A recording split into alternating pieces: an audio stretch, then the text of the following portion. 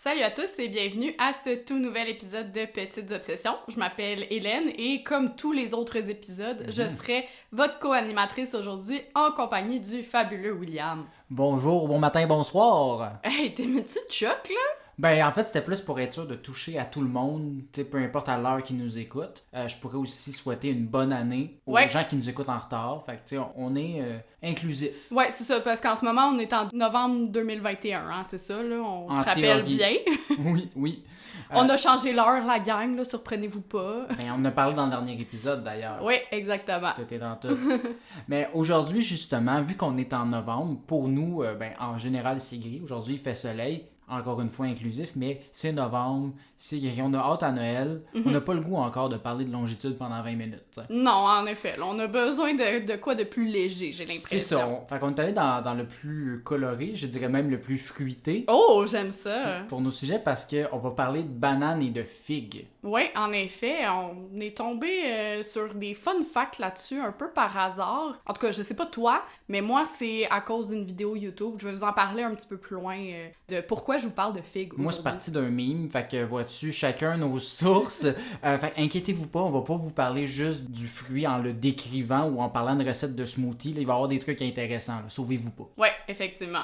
Donc, moi, Hélène, j'ai décidé de me pencher sur une question qui me pèse depuis ma tendre enfance. Tu comprends? Ah, tant que ça? Oh, et à ce point-là. Parce que c'est une question que je me pose depuis que j'étais à la garderie, puis que je devais prendre des antibiotiques. Ok, tu te souviens, toi, de la garderie? Moi, j'ai pas de souvenir de cette époque-là. Quelques vraiment. petits souvenirs. Tu sais, les antibiotiques qu'ils me donnaient en genre de seringue dans la bouche, le genre un peu liquide. Là. Ouais, ben moi, je suis une enfant qui faisait beaucoup de titres quand j'étais jeune. Fait, genre, littéralement, à chaque année, septembre, c'était mon time to shine pour mes oreilles. La saison des otites. C'est ça, exactement. Fait que moi, celui que je prenais, cet antibiotique-là, il était à saveur de banane. Ouais, moi aussi, souvent. Des fois, raisin, cerise, it's a no-go pour moi. Ah, moi, c'était raisin qui était no-go à ce moment-là, mais pour moi, ce goût-là, il était délicieux, mais il n'y avait aucun rapport avec la banane. Genre, ça goûte pas la banane pour moi, ce Ouais, goût-là. non, c'est vrai que ça goûte juste le concentré sucré chimique, là. C'est ça. Fait que, tu sais, je goûtais ça quand j'étais jeune, puis après ça, il y a comme eu plusieurs années que j'ai jamais regoûté ça, jusqu'à temps que je mange un pudding aux bananes, puis je fasse comme, oh my god, c'est le même goût que les antibiotiques quand j'étais jeune. Oh, c'est louche, ça.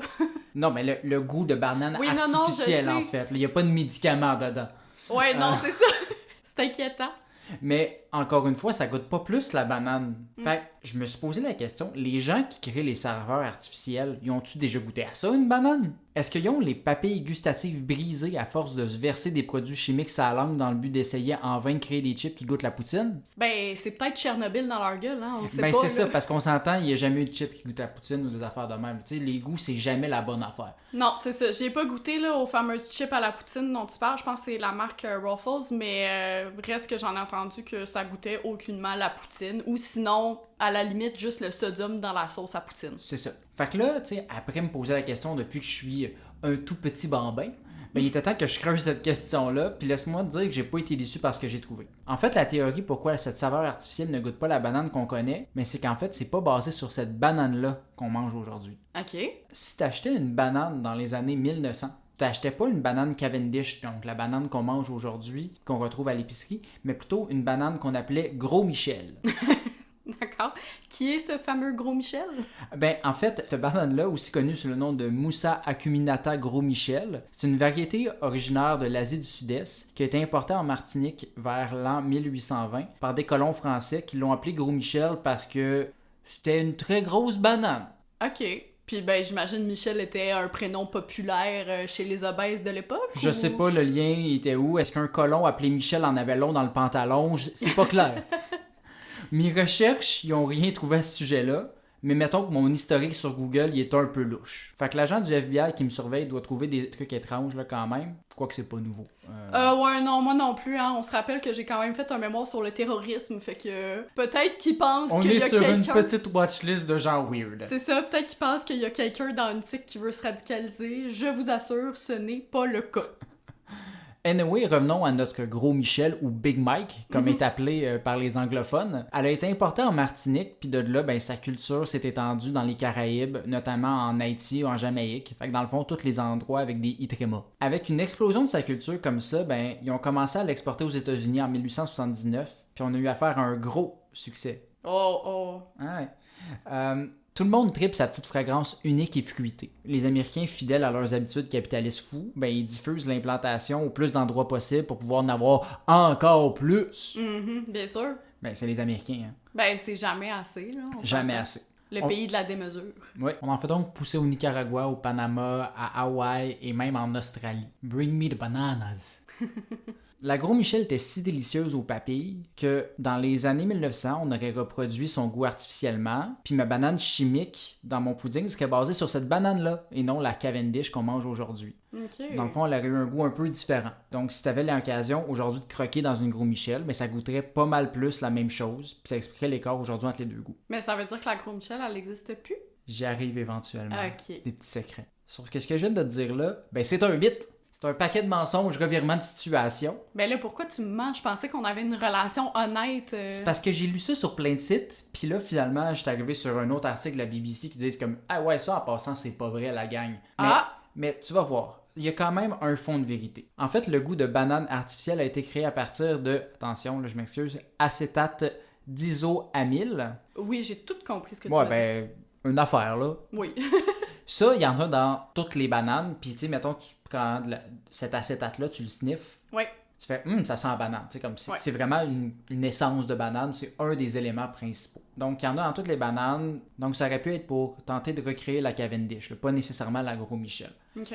Mais, tu sais, c'est compliqué de créer une saveur artificielle, tu sais, parce que t'as pas la texture, t'as pas à quel point de fruits mûrs, etc. Tu sais, c'est vraiment juste une essence. Puis, tu sais, mettons, on prend un exemple d'une gomme ballon au raisin, ça goûte pas pantoute un raisin, là. Non, c'est vrai. Fait que, tu sais, c'est un peu le même principe, fait qu'on perd une partie de ce qui rend le fruit unique. Pour ça que ça goûte pas la Cavendish. OK. Par contre, ce qui arrive, c'est que la Gros Michel, cette banane qui était plus populaire avant, ben, elle goûterait plus comme le variant artificiel parce qu'elle aurait un goût moins complexe puis avec des composantes moins volatiles. Puis tu croquerais là-dedans puis tu as l'impression que c'est un goût artificiel parce que c'est un goût comme plus straightforward. Tu sais, Ouais. c'est vraiment plus amplifié, plus sucré. Fait que plus Elle se proche prend de- pas pour une autre, là. C'est ça. Elle a dit, moi, je goûte une affaire puis that's it. OK. Fait qu'au final, peut-être que le goût artificiel n'était pas basé sur la Gros Michel, mais le résultat est le même, ça goûte plus, comme cette banane-là. Le mythe est un peu vrai. Finalement, j'ai répondu à ma question sur la banane artificielle assez rapidement aujourd'hui, mais là, ça a créé d'autres questions pour moi,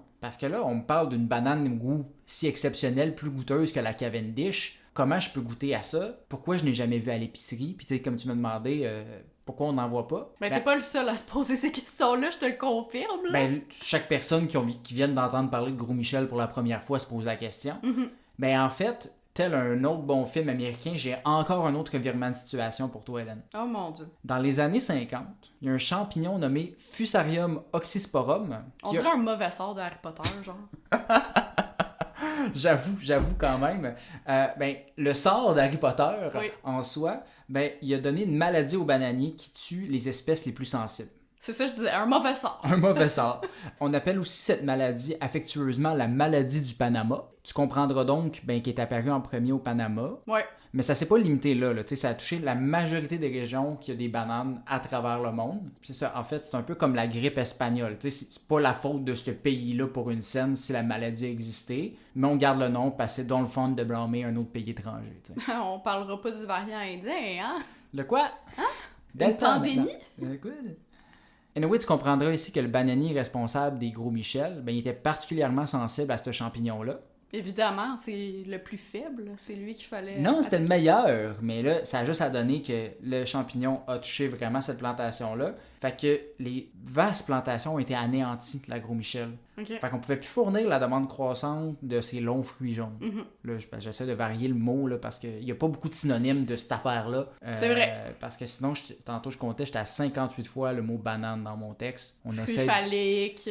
C'est ça, le long fruit jaune. Parfait. Fait que c'était fini pour la grosse banane à Michel. Fait que là, les cultivateurs, ils n'ont pas eu le choix de se tourner vers une autre variété pour satisfaire les Américains. Puis c'est là que la Cavendish, celle qu'on connaît tous, est entrée en jeu. Faut dire qu'elle était déjà sur le marché, mais était beaucoup moins populaire que notre beau Gros Michel parce qu'elle était moins goûteuse, comme je disais. Elle a l'air moins friendly aussi, là. Tu sais, Cavendish, Gros Michel, je sais Le pas. Gros Michel, ça a l'air d'être, tu sais, comme ton mononcle là, que t'aimes bien, le Gros Michel, là. Ouais, c'est ça, exactement. Celui qui travaille sa Cavendish, construction, là.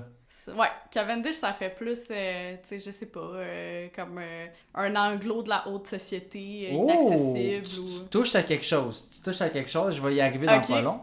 Dans le fond, justement, un exemple que j'ai trouvé pour comparer Gros Michel puis la Cavendish, ben, c'est un peu comme Éric Lapointe puis son frère Hugo Lapointe. Tu sais, t'as jamais entendu personne dire qu'il préférait Hugo à Éric. Non, c'est vrai. Mais maintenant qu'Éric est plus trop dans le portrait, ben Hugo, il aurait peut-être des chances de reprendre le titre du meilleur Lapointe. Tu sais, comme c'est ton time to shine, Hugo, en 2021. Là. Ouais, mais moi, je suis encore plus Pierre Lapointe, mais bon, mais ça, c'est un autre, hein? Ouais, c'est ça. Là, je parlais plus de la famille, mais j'avoue, je suis d'accord avec toi. Mais d'ailleurs, la banane Cavendish est nommée en l'honneur de William Cavendish, 6e duc de Devonshire. Fait que t'avais raison, monsieur riche anglais. Je savais que c'est un aristocrate. Puis il était aussi surnommé le duc célibataire. Un autre lien avec Hugo Lapointe et sa chanson Célibataire. Tout est dans tout. Oh wow! La raison pour laquelle la banane porte son nom est que Cavendish, en 1834, il a reçu une cargaison de bananes en cadeau. Tu sais, la vie de jet set de duc, là, recevoir des bananes. Écoute, on n'a pas tous les cadeaux qu'on aimerait avoir et qu'on donne sur notre liste au Papa Noël. Ben, on comprend mieux pourquoi dans le temps il recevait des oranges. Hein? Mais bon, ça, c'est pas juste qu'il a reçu un cadeau puis il a dit « Tang, ça devrait porter mon nom, ce fruit-là ». Mais plutôt parce que Cavendish, en plus de ses 8 châteaux et 200 000 arpents de terre, ben, il y avait de solides jardins. Il a donc donné des bananes à son jardinier, Sir Joseph Paxton. Tu sais, quand t'es un jardinier pis t'as un titre de sire. Hein? Puis Peux-tu avoir cette job-là, s'il vous plaît? Ah, mais Paxton, c'était pas un 2 de pique. Parce que, on s'entend, l'Angleterre, c'est pas un lieu très tropical, donc c'est un peu rough sur le bananier. Ben, tropical, je veux dire, et plus souvent quand même, là. Il y a cet avantage-là, mais en fait, c'est que Paxton, lui, il était quand même pas pire pour son temps, puis il a construit la plus grande serre de l'époque, qui était 69 mètres de long puis 37 mètres de large. Quand même, respectable. À un moment donné, il faut que tu combles ça avec d'autres choses que des tomates cerises. En plus, 69 mètres pour des bananes, la ponctue, 69. On s'excuse, aujourd'hui, on n'est pas très mature dans nos textes. Fait que Paxton, il a fait pousser des bananes dans ses serres. Ça lui a même d'ailleurs permis de recevoir une médaille de la Royal Horticultural Society. On dirait que c'est dur, horticulture en anglais, on dirait que ça sonne pas bien dans ma bouche. Ah, j'étais pas sûre de si tu disais agricultural ou... Horticultural. Ok. En 1835, pour son exploit d'avoir fait pousser une centaine de bananes dès sa première année de plantation, quand même. Mon Dieu, bravo! Donc ouais, c'est Paxton qui a fait tout le travail, mais c'est Cavendish qui a reçu les honneurs. Parce que j'imagine que ça devait bien impressionner les invités d'avoir des bananes pour dessert en 1834, quand Cavendish recevait des gens à souper, puis les nobles devaient plutôt en jaser entre eux en disant comme « Hey, sont-tu bonnes les bananes à Cavendish » plutôt que de parler du gars plein de terre à côté. Mm-hmm. Mais c'est quand même dommage pour Paxton. Ça me rappelle un autre jardinier, pas reconnu à sa juste valeur malgré le fait qu'il a soutenu son maître pendant des mois, alors qu'il devait apporter un anneau jusqu'au Mordor. Les terres du milieu devraient être plus reconnaissantes envers ta personne, Sam Gamgee. Je vais faire comme si j'avais compris. Ben oui, Sam, tout le monde devrait te reconnaître. Faut que t'écoutes Le Seigneur des Anneaux, Hélène, c'est inacceptable. Jamais! Anyway, je m'écarte de toute façon. Puis, il y a une information que je t'ai cachée depuis tout ce temps-là. Je te le dis, aujourd'hui, c'est vraiment rebondissement en rebondissement. Là, William, on va avoir une discussion après l'enregistrement parce que les mensonges, c'est non. OK, mais c'était pas un mensonge, j'ai évité une information sur la banane Cavendish. Aurais-tu une idée de quoi je parle ici? Je parle d'une particularité de cette banane-là. Ben, elle est cultivée à l'artère Cavendish Henri Bourassa. Non, c'était pas ça. Puis c'est pas non plus le fait qu'elle fait des grosses taches brunes. Ça n'a aucun rapport. En fait, la banane Cavendish est particulière parce qu'elle a pas de pépins. OK, ouais. Avoue, tu réalises, tu manges une banane, il n'y a pas de pépins là-dedans. Ben, il y a des petits trucs noirs, là. Ouais, mais c'est pas un pépin en soi. Tu sais, genre, Ok. tu peux pas comme mettre ta banane à terre puis il va pousser un arbre. Même pas la pleure. Non. Maudit, c'est juste bon pour du compost, ça. Ou faire du faux bacon, mais ça, je comprendrais jamais cette Ah trend-là. non. Parce qu'en fait, elle a pas de pépins puis c'est une banane qui est stérile. Donc elle peut pas se reproduire naturellement sans l'intervention humaine. En fait, pour faire pousser un autre bananier, tu dois couper une partie de la plante parce qu'un bananier, en passant, c'est pas un arbre, c'est une grosse plante. OK. Fait que tu C'est dois pas un palmier, là. C'est pas un palmier, c'est une Ah. plante. Fait que tu coupes un bout de la plante, puis tu la replantes ailleurs pour qu'elle repousse. Fait que c'est Ok. comme une bouture plus que par graine, OK. On pourrait-tu mettre une photo, mettons, sur Instagram de ça ressemble à quoi un bananier? si tu veux. Cool. Essentiellement, tous les bananiers de Cavendish à travers le monde viennent tous de la même plante, unique, coupée à plusieurs reprises. Ben, pas nécessairement la même, mais tu sais, toutes des boutures Ouais, de la parce même que- plante. Sinon, elle travaille sur un méchant temps. Mais le problème avec tout ça, c'est qu'un processus comme ça empêche la mutation génétique. OK. Donc, normalement, quand on plante une graine, la plante évolue, il va y avoir des petites variations dans sa génétique. Fait qu'au lieu d'être une nouvelle plante qui s'adapte, on a exactement la même plante génétiquement qui fait pousser exactement les mêmes bananes. C'est des clones génétiques. On mange des clones de bananes. Je suis vraiment perturbée par cette information-là. Ben, moi aussi. Puis, À quoi ça sert que je te dise cette information-là, autre de pouvoir s'imaginer Obi-Wan en train de visiter une usine de bananes dans Star Wars épisode 2? Encore une fois, une référence Plus capable! moyennement pour toi. Mais en fait, le danger ici, c'est de revivre la même situation qu'avec notre ami Gros Michel. Ouais. Parce que si une maladie est capable de tuer une seule banane Cavendish, Ben, elle va toutes les tuer. ben oui, parce qu'ils ont tous le même code génétique. Ah. Fait que c'est dangereux d'avoir des clones de bananes. Mais en fait, l'affaire, c'est que c'est possible que ça arrive à la banane. La même chose qu'à Gros Michel. Ben, tout est possible, hein, je veux dire. Ah ouais, Il y a non. quelqu'un qui a mangé un pangolin, puis maintenant, on est enfermé chez nous. Ah ouais, non. Oui, ben effectivement, mais en fait, c'est que c'est plus proche qu'on pense. Parce que les plantations de bananes combattent déjà depuis plusieurs années une maladie appelée Sigatoka noire, qui attaque les feuilles de bananier, puis réduit la quantité de fruits que la plante peut faire pousser de 50%.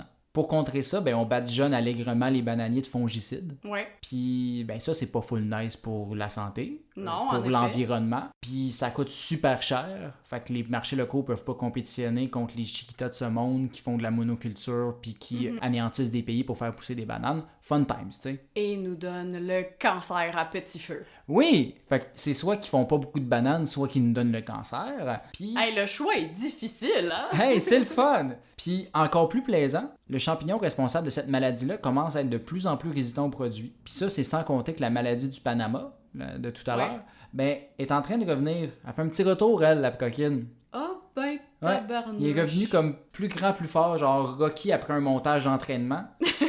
Puis la Cavendish, ben, est plus immunisée à ça. OK. Fait que présentement, ce variant Delta pour la banane, mais c'est retrouvé en Asie et en Afrique. L'Amérique du Sud, la source principale de bananes dans le monde, semble pour le moment épargnée. On est donc correct pour le moment, mais pour combien de temps? Ouais, la question se pose. Fait qu'il serait possible que le fruit le plus mangé dans le monde disparaisse, ou du moins la variété la plus répandue dans le monde disparaisse. Les chercheurs sont donc présentement à la recherche de la banane de remplacement de la Cavendish si jamais la maladie gagnait trop de terrain puis qu'on pourrait plus en fournir autant au monde. Mais actuellement, il n'y a aucune variété qui est aussi goûteuse puis avec la même durée de conservation que la Cavendish. Tu sais, on s'entend, une banane plantain, ça fait pas le même job, là. Non, c'est ça. Puis là, je suis en train de me dire que ben, les gens, ils auront plus le choix de consommer les bananes qu'ils ont mis dans leur congélateur pour faire du pain aux bananes. Hein. Ils pourront pas les jeter pour La les remplacer bonne par banane brune. d'autres. C'est Ouais. ça. Fait qu'il serait possible qu'après la Gros Michel goûteuse, puis la Cavendish moyennement satisfaisante, on finisse par se ramasser avec des pains aux bananes qui goûtent plus grand-chose. Ben là, Je sais, c'est terrible, on va être obligé de mettre des noix puis des pépites de chocolat. pas le choix. Mais une chose qu'il faut se dire, c'est que peu importe ce qui arrive avec la banane actuelle, mais je vais toujours avoir le goût chimique de ma banane artificielle. Hey, quel beau souvenir d'enfance, hein? Et voilà. Ben oui, moi, regarde, je me contente des petites victoires aujourd'hui. Mon Dieu, c'est bien, parfait. Fait que sur cette victoire, genre sur ce petit high là, minuscule, je vais te laisser la place pour ton sujet parce que moi, genre, je peux pas topper ça. Non, c'est ça, là. Ben attends de voir ce Non. que je vais te dire. Moi, je peux pas topper mon propre truc. Toi, tu peux me topper, là. C'est pas Ok. ça que je dis, là. Parce que ça tombe bien que tu parles de banane. Je sais pas si dans tes recherches, t'as entendu parler de la banane figue. Absolument pas. OK, ben en fait, c'est les petites bananes là, qu'on voit à l'épicerie, puis que les Antillais appellent aussi, d'après le fabuleux site Papille et Pupille, rhabillez-vous, jeune homme. Fait qu'après le gros Michel dans ses pantalons, il y a les petits-enfants bananes, genre, louches, avec Des les genres Antillais. de bananes naines que Ouais, mais les c'est- Antillais appellent rhabillez-vous, jeune homme. Oui, mais on dirait que moi, ça me fait une image d'un petit enfant qui court en pénis dehors, là. Ben, c'est pas mal ça. Puis j'espère que tu dis pas ça parce qu'on a écouté le guide de la famille parfaite en fin de semaine, puis que Ah oui. Mathis court en pénis, mais c'est pas mal ça. Bref, je veux pas tellement parler de banane figue, ni même de banane, hein. Je pense que tu nous en as assez parlé, même si j'aurais pu t'écouter encore beaucoup plus longtemps, mais tu l'auras deviné plutôt de figue, hein, c'est logique. Parce que, figure-toi donc, t'as pas Ah dit? là là là là. Il va en avoir d'autres, hein, je le sais, il faut que je me prépare. Ouais. Mon Ok. sourire en coin te confirme qu'il va y en avoir d'autres. OK. Donc, figure-toi donc que c'est un fruit fascinant qu'on a là. Je veux dire, outre le fait qu'il en existe plus de 750 variétés, que c'est introuvable une partie de l'année, puis que l'intérieur ressemble étrangement à la bébite dans Stranger Things, hein? C'est vrai. C'est fascinant parce que, petit disclaimer, là, il se peut qu'après cet épisode, tu refuses d'ingérer une figue à l'avenir, voire que ton rapport à l'alimentation change du tout au tout. Ce disclaimer s'adresse également à nos auditeurs, mais je vais essayer de faire en sorte de vous conforter un peu là-dedans. OK. C'est un peu ce qui m'est arrivé, en fait, lorsque j'ai appris ce dont je m'apprête à t'apprendre en me perdant dans les confins de YouTube, fidèle à mon habitude. Hein. En fait, je vais te le dire tout de suite, question que toi, nos auditeurs et moi ayons le temps de digérer la nouvelle. Manger une figue, c'est un peu aussi manger une guêpe. OK.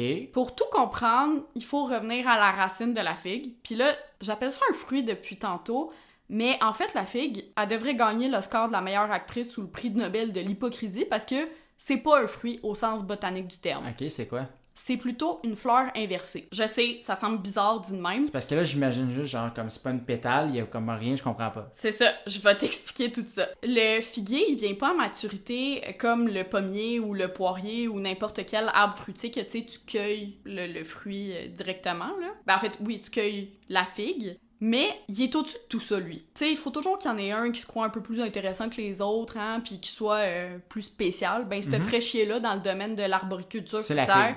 c'est le figuier. Exactement. Ce que je veux dire par fleur inversée, c'est que la fleur du figuier, elle éclot vers l'intérieur d'une poche qui est un peu en forme de poire. C'est ce qu'on appelle un sicône. Fait que ce qui est pour nous la figue quand on va à l'épicerie, en fait, c'est un sicône. Fait que c'est la fleur recroquevillée, là. Exactement. Puis le fruit va venir à l'intérieur. Fait qu'autrement dit, c'est ça, c'est une fleur. Je sais pas si tu me suis encore. Ben oui, je comprends que c'est une fleur, je le visualise mal, genre l'image de l'éclosion, le processus, mais... Ben ça aussi, on va essayer de vous trouver une image pour vous la mettre sur Instagram, parce que c'est là que ça se complique, puis que j'ai recommencé mon texte au moins 532 fois, parce que moi aussi, je ne comprenais pas comment ça fonctionne. Ah, ça va être agréable.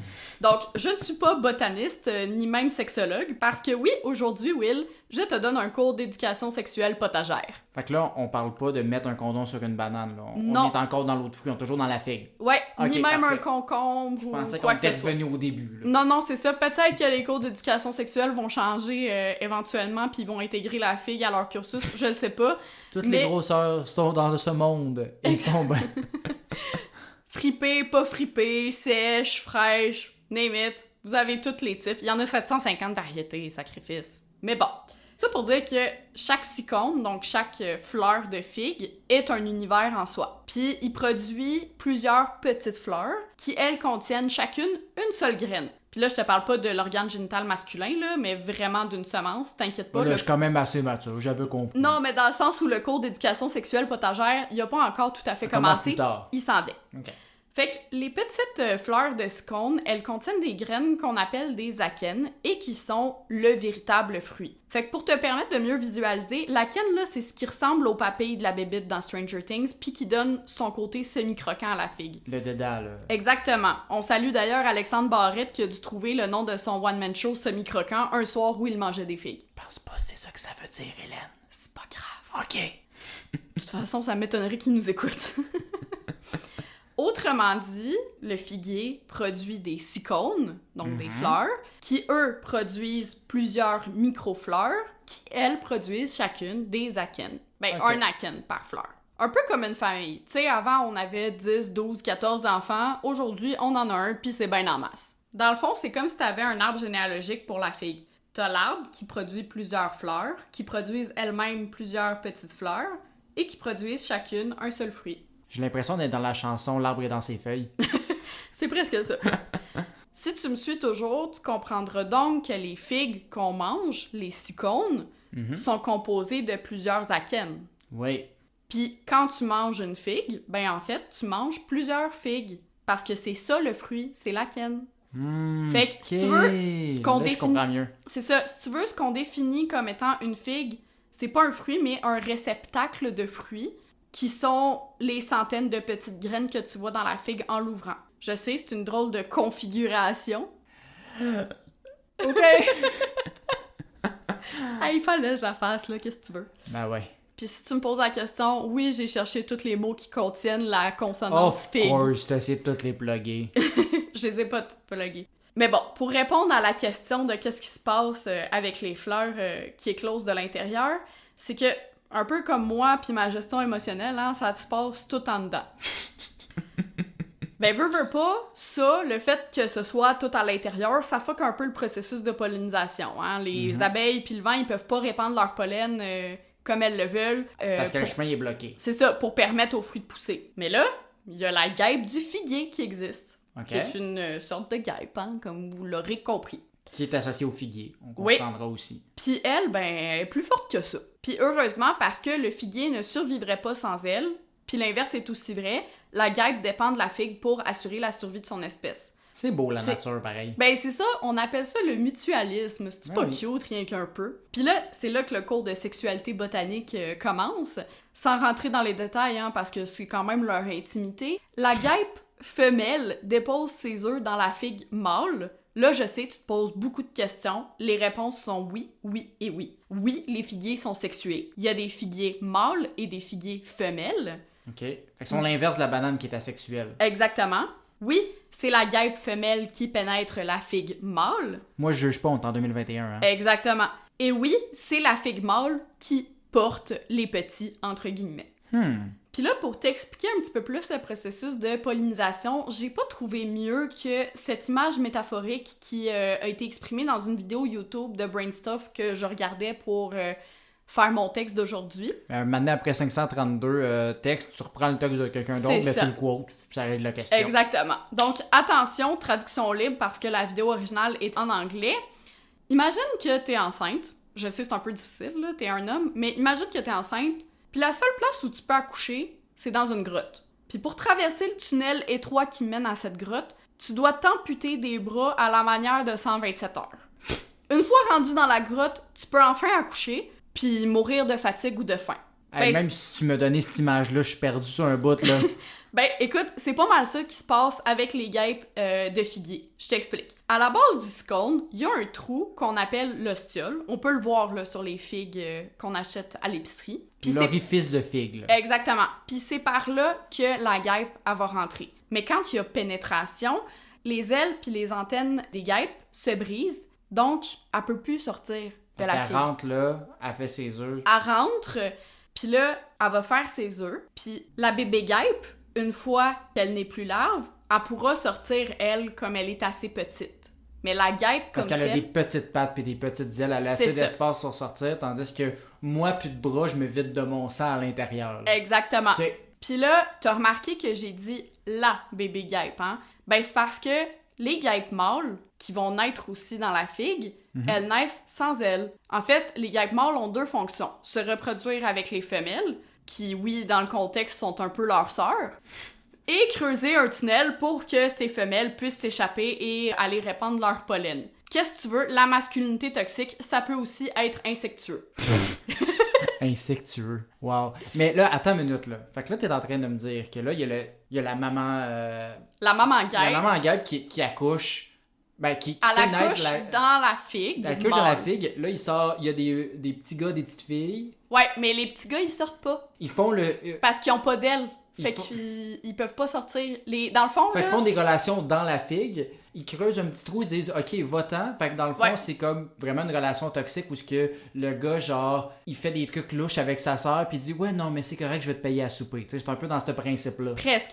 Puis là, tout ça pour dire que ben les figues mâles contiennent des cadavres de guêpes, donc Ma- les mamans femelles et, Et les mâles. les bébés mâles, comme elles ne peuvent pas sortir. Miam, des bonnes protéines. Ben ouais, tu sais, ils disent de manger des sauterelles, aussi bien manger des guêpes des figues. Ouais, mais je te rassure, apparemment que l'humain consomme juste les figues de figuier femelles. Puis là, comment on les reconnaît, les figuiers femelles, les figuiers mâles? Ben d'abord parce que le figuier mâle produit des figues l'hiver, ce qui n'est pas le cas du figuier femelle qui, elle, a trop mal à la tête pour s'adonner à des galipettes durant la saison froide.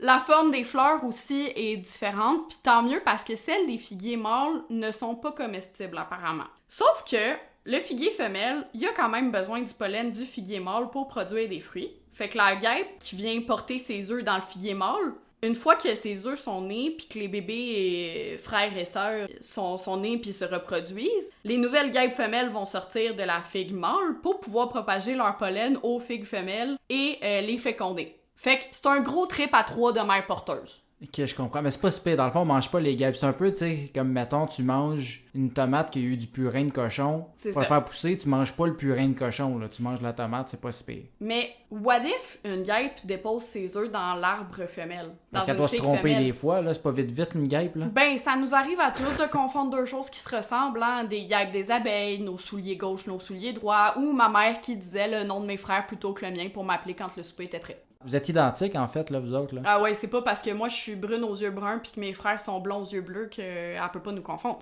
Dans le noir, tu sais. Salut maman, je t'aime.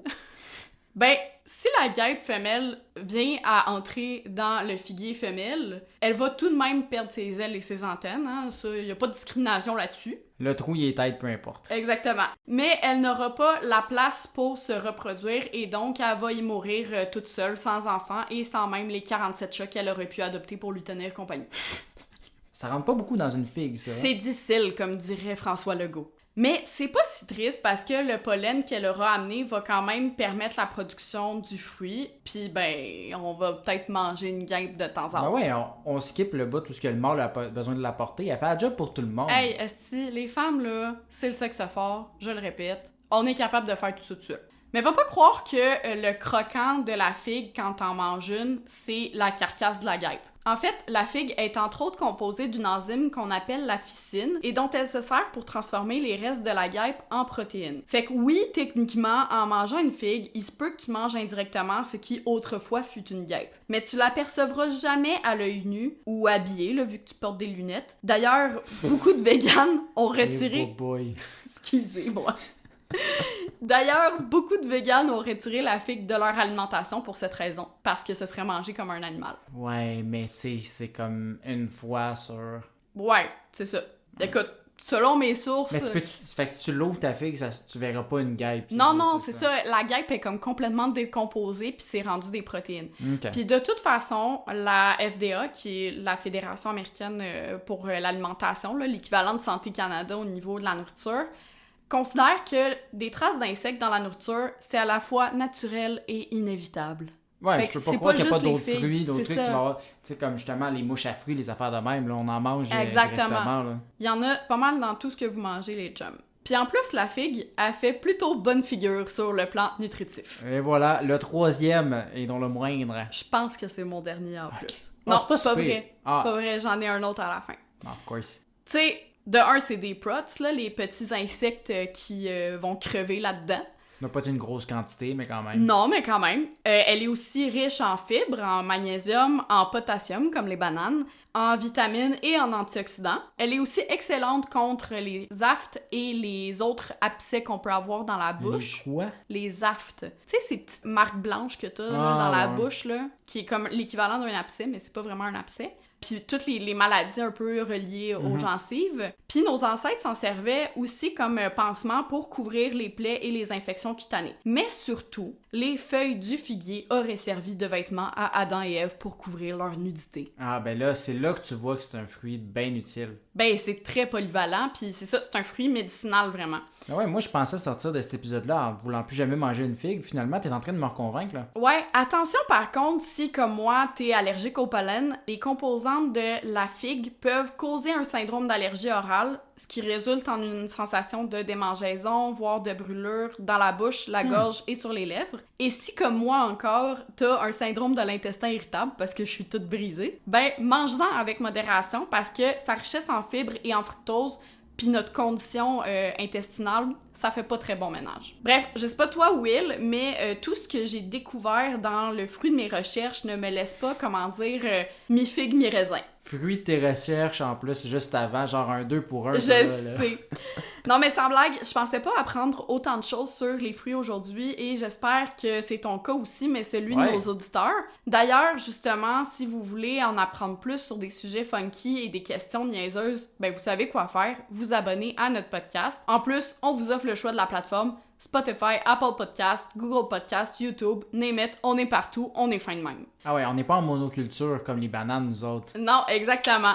Et pour d'autres informations qui joignent le futile à l'agréable, on vous invite à nous rejoindre sur les réseaux sociaux. On est sur Facebook, Instagram et TikTok. C'est le moment de faire le plein de fun facts. Les fêtes de fin d'année approchent à grands pas et vous ne voulez pas manquer de sujets de discussion avec vos mononcles ou vos matantes. Sinon, ils vont encore vous demander « Pis, t'es-tu fait un petit chum encore cette année? » Puis à la place, tu vas pouvoir répondre « Non, mais par contre, j'ai vu sur TikTok un petit fun fact de petite obsession. » Puis en plus, ce qui est le fun, c'est que sur TikTok, on a des sujets soit reliés avec nos épisodes ou d'autres fois, choses qui sont pas du tout reliées. Donc, d'autres fun facts en plus. C'est des bonus en plus, là, vraiment rapide. Exactement. Fait que on vous invite à aller regarder tout ça. Puis sinon, ben on vous dit à la prochaine fois. Bye bye!